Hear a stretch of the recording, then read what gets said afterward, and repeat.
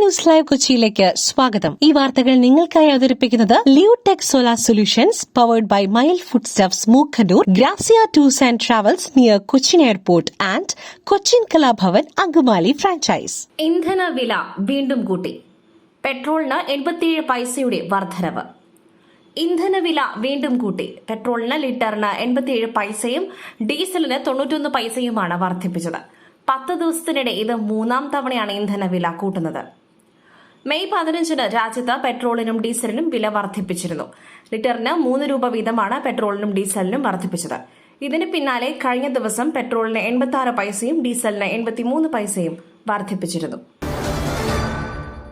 മലയിടം തുരുത്ത് കുടിയൊഴിപ്പിക്കൽ കുടുംബങ്ങളുടെ പ്രശ്നം ഹൈക്കോടതി അറിയിക്കുവാൻ സർക്കാർ. കൊച്ചി മലയിടം തുരുത്ത് കുടിയൊഴിപ്പിക്കലിൽ കുടുംബങ്ങൾ നേരിടുന്ന പ്രശ്നം സർക്കാർ ഹൈക്കോടതിയെ അറിയിക്കും.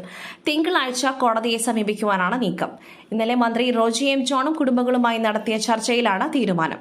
അതേസമയം ഒഴിപ്പിക്കൽ നടപടികൾക്കായി അഭിഭാഷക കമ്മീഷൻ ഇന്ന് പ്രദേശത്ത് എത്തിയേക്കും. മുഖ്യമന്ത്രി വി.ഡി. സതീശൻ ഡൽഹിയിൽ എ.ഐ.സി.സി നേതൃത്വവുമായി ഇന്ന് കൂടിക്കാഴ്ച നടത്തും. സംസ്ഥാന കോൺഗ്രസിൽ പുനഃസംഘടനാ ചർച്ചകൾ തുടരുന്നതിനിടെ മുഖ്യമന്ത്രി വി.ഡി. സതീശൻ ഇന്ന് ഡൽഹിയിൽ എ.ഐ.സി.സി നേതൃത്വവുമായി കൂടിക്കാഴ്ച നടത്തും.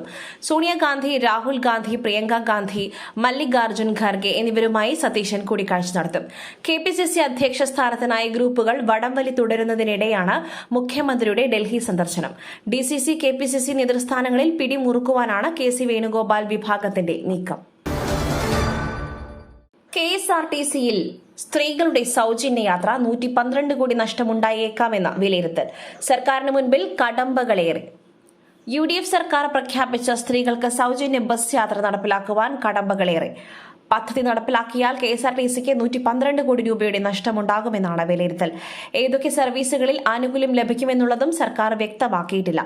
ജൂൺ 15 മുതൽ പദ്ധതി നടപ്പിലാക്കുവാൻ സർക്കാർ പ്രതിജ്ഞാബദ്ധമെന്ന് ഗതാഗത വകുപ്പ് മന്ത്രി സി.പി. ജോൺ പ്രതികരിച്ചു. ഇറാൻ അമേരിക്ക സമാധാന ചർച്ചകളിൽ ചെറിയ പുരോഗതി. ഹോർമുസിൽ ഇളവുകളുമായി ഇറാൻ 24 മണിക്കൂറിനിടെ 35 കപ്പലുകൾ കടലിടുക്ക് കടന്നു. ഇറാൻ അമേരിക്ക സമാധാന ചർച്ചകളിൽ ചെറിയ പുരോഗതിയുണ്ടെന്ന് US. State secretary Marco Rubio. Hormuz കടലിടുക്കിൽ ഇറാൻ ഏർപ്പെടുത്തുന്ന ടോളിനെ ഒരു രാജ്യവും അംഗീകരിക്കരുതെന്നും ടോൾ ഈടാക്കിയാൽ കരാർ നടപ്പാക്കാനാവില്ലെന്നും മാർക്കോ റൂബിയോ മുന്നറിയിപ്പ് നൽകി. അതേസമയം ഹോർമുസിൽ ഇളവുകളുമായി ഇറാൻ രംഗത്തെത്തി. കഴിഞ്ഞ 24 മണിക്കൂറിനുള്ളിൽ 35 കപ്പലുകളാണ് IRGC അനുമതിയോടെ ഹോർമുസ് കടന്നത്. പുട്ടു രുചികരമാവണമെങ്കിൽ മയിലിന്റെ പുട്ടുപൊടി തന്നെ വേണം. അതിന് ചെമ്പാപ്പുട്ടാണെങ്കിലും അങ്ങനെ തന്നെ. മയിൽ റൈസ് ആൻഡ് ഫുഡ് പ്രൊഡക്ട്സ്, ശ്രേഷ്ഠം സമ്പുഷ്ടം. പാർട്ടി കോട്ടകളിലെ തോൽവി നേതാക്കളുള്ള അണികളുടെ തിരുത്താണ് കാണാതെ പോകരുത്. CPIM കേന്ദ്ര കമ്മിറ്റി യോഗത്തിലും വിമർശനം. തിരഞ്ഞെടുപ്പ് അവലോകനം ചെയ്യുന്ന കേന്ദ്ര കമ്മിറ്റി യോഗത്തിലും CPIM നേതൃത്വത്തിന് വിമർശനം. പാർട്ടി കോട്ടകളിലെ തോൽവി നേതാക്കൾക്കുള്ള അണികളുടെ തിരുത്താണെന്നും തോൽവിയിൽ നിന്നും പാഠം ഉൾക്കൊള്ളണം എന്നുമാണ് ഓർമ്മപ്പെടുത്തൽ. തിരിച്ചടിക്ക് കാരണം ഭരണവിരുദ്ധ വികാരം അല്ലെന്നാണ് കേന്ദ്ര കമ്മിറ്റിയിൽ അവതരിപ്പിച്ച റിപ്പോർട്ടിൽ പറയുന്നത്. തോൽവിക്ക് കൂട്ടുത്തരവാദിത്വം എന്നും റിപ്പോർട്ടിൽ പരാമർശിക്കുന്നുണ്ട്. ഇന്ത്യൻ സൂപ്പർ ലീഗ് അടച്ചുപൂട്ടലിലേക്ക്. ഇങ്ങനെയെങ്കിൽ മുന്നോട്ടു പോകാനാകില്ലെന്ന് ക്ലബ്ബുകളുടെ സംയുക്ത പ്രസ്താവന. ഇന്ത്യൻ സൂപ്പർ ലീഗ് അടച്ചുപൂട്ടലിലേക്ക് എന്ന സൂചന. ഇത്തരത്തിൽ മുന്നോട്ടു പോകുവാനാകില്ലെന്ന് ക്ലബ്ബുകളുടെ സംയുക്ത പ്രസ്താവന. ലീഗിന് വ്യക്തമായ ഘടനയില്ലെന്നും AIFF മുൻപിൽ പുതിയ നിർദ്ദേശങ്ങൾ വച്ചിട്ടുണ്ടെന്നും ക്ലബ്ബുകൾ അറിയിച്ചു. കേരള ബ്ലാസ്റ്റേഴ്സ് മുൻപ് തന്നെ അടച്ചുപൂട്ടൽ സൂചന പരസ്യമായി പങ്കുവച്ചിരുന്നു.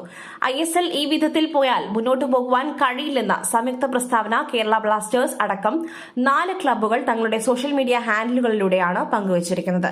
സാമ്പത്തിക കാര്യങ്ങളെക്കുറിച്ചുള്ള അനിശ്ചിതത്വം, ഭാവി എന്നതിനെക്കുറിച്ചുള്ള ആശങ്കകൾ, ഓപ്പറേഷണലും സാമ്പത്തികവുമായ പ്രതിസന്ധികൾ തുടങ്ങിയവയാണ് സംയുക്ത പ്രസ്താവന ഇറക്കുവാൻ തങ്ങളെ പ്രേരിപ്പിക്കുന്നത് എന്നാണ് ക്ലബ്ബുകൾ വ്യക്തമാക്കിയിരിക്കുന്നത്. മറ്റൊരു വാർത്തയുമായി കണ്ടുമുട്ടുന്നതുവരെ നന്ദി, നമസ്കാരം.